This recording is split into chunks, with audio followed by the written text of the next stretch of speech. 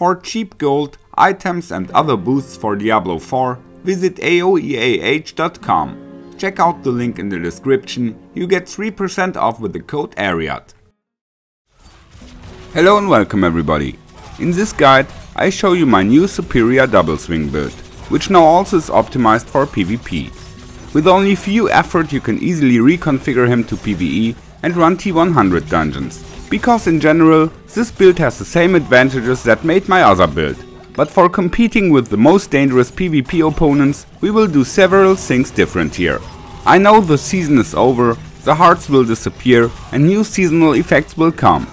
And also the ideal weapon affixes will change because of the new damage calculation.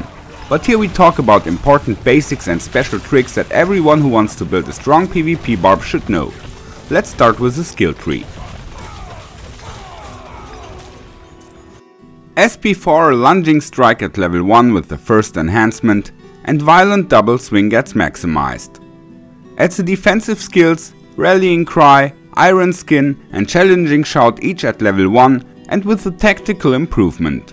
Further 3 each in imposing presence and martial vigor.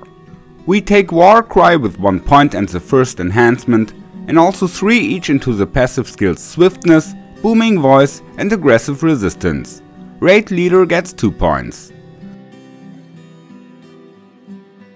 Then 3 points in pit fighter and no mercy and also 1 point in hamstring. For PvE and several opponents you can skill fighter's steel grasp and leave out swiftness. In the ultimate cluster we maximize 4 more passive skills, duelist for more attack speed, invigorating fury for healing, wall up for a damage boost and concussion to stun enemies. The key passive is Unbridled Rage.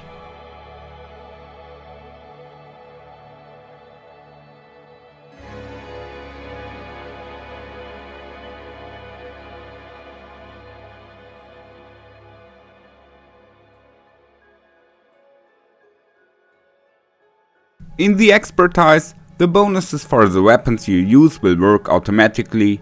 We will attack with an axe and a mace.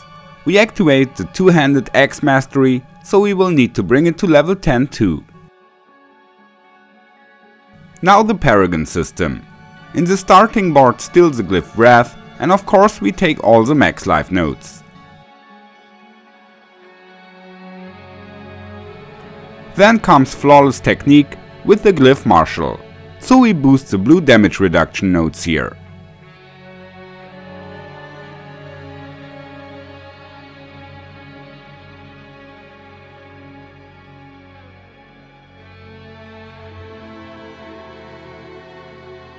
The third board is Decimator with the glyph Bloodfeeder. On this board we almost take all rare nodes.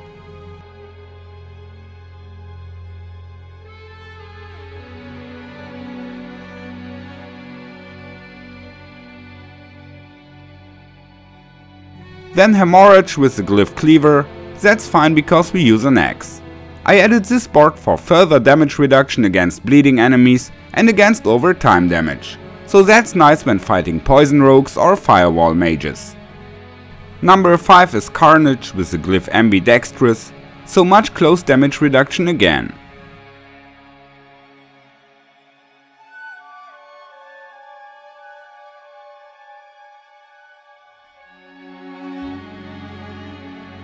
Then comes Bonebreaker with the glyph Territorial, so again we have maximum close damage reduction.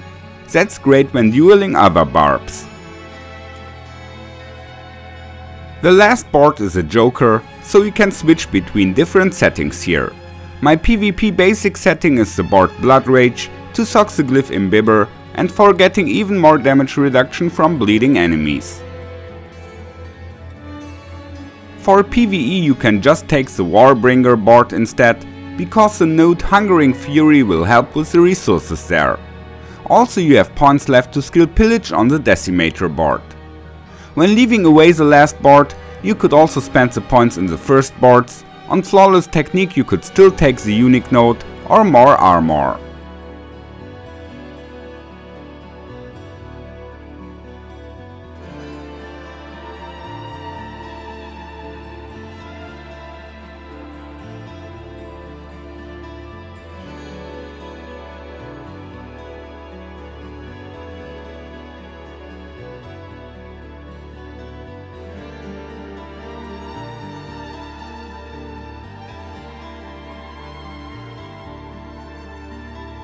Now for the items. The armor pieces get socketed with rubies or amethysts, depending on the enemies. But in fact that the most nasty opponents are poison rogues and firewall mages, we use the purple stones. Against other enemies, I can use the red ones to get back to 25k life. Important on the helmet, cooldown reduction, life and armor. The aspect is nice for further damage reduction. On the chest I got the Iron Warrior aspect, that's also important. But instead of the Iron Skin affix, I would like to have more total armor. The gloves got +4 double swing, critical strike chance and attack speed. And very important, also increased attack speed after dodging. You can only get this when enchanting at the occultist with a rogue. So you have to find a pair of gloves with the first 3 affixes and roll the last one with a rogue. The aspect is great to stun ranged enemies and increase damage. The pants has damage reduction, life and very important again, dodge chance. The aspect stacks additional armor. On the shoes we want cost reduction, running speed and dodge chance again. Also important here, extra maximum evade charges. The exploiter's aspect is great to increase crowd control duration, and in case that the enemy makes himself unstoppable, we get another damage boost. The amulet should have cooldown reduction, movement speed and again IAS after dodging, like on the gloves. +3 to wall up would be a nice add to get more damage. The aspect stuns enemies, and for increasing the chance we played on the amulet. The rings should have critical strike chance, life and damage affixes. The assimilation aspect is used for additional dodge chance and fury income. The other one is echoing fury or bold chieftain. Now the weapons. Our slashing weapon is a spear, because additional damage to injured enemies can help for defeat tanky opponents that you cannot cut down, because they shield themselves when getting low and recover life. So especially against other barbs or against several rogues, this is very handy to get a damage boost at the end. Otherwise we could also use an axe.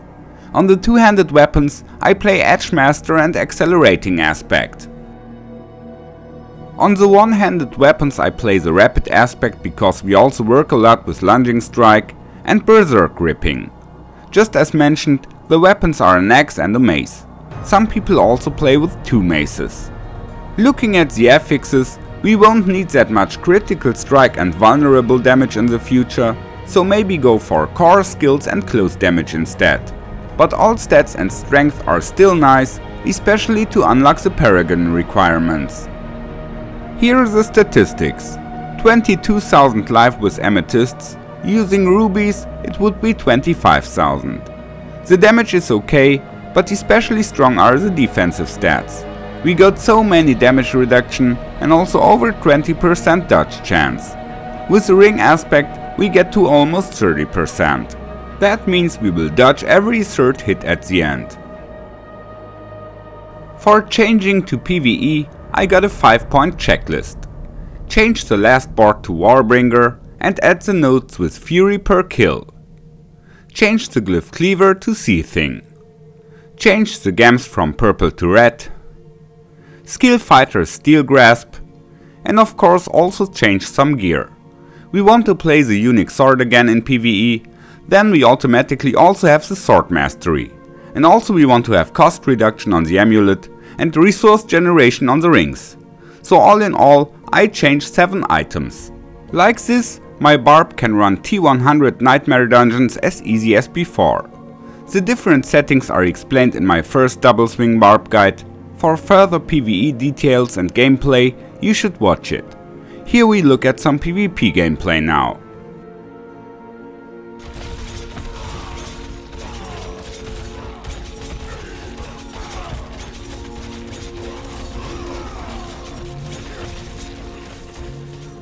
Basically, we can attack like this.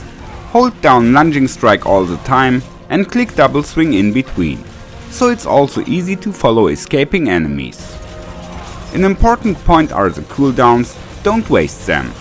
We have 2 stun breakers, Rallying Cry and Iron Skin. For the case we get stunned, we should have one of them ready. Iron Skin can also save you from critical situations. When you just want to get out of the stun, use Rallying Cry. I tried to keep challenging Shout for the time I got cooldown on Iron Skin, so I can reduce the damage in that time. In worst case, go on distance for a moment to recover life. Good movement will also be important when meeting strong opponents. Very nice about this build is that you can handle those nasty poison rogues out there and also can stand a duel versus some other Barbs. In the top league it also can happen that no one really dominates the other one, so duels can take some time, until someone does a bad mistake, or if one of them is a bit weaker, he will maybe run out of potions. So barbarians often end even up and just go look for some other players they can mess with. Here you can see some more of my PvP highlights. I say goodbye, take care and may the loot be with you.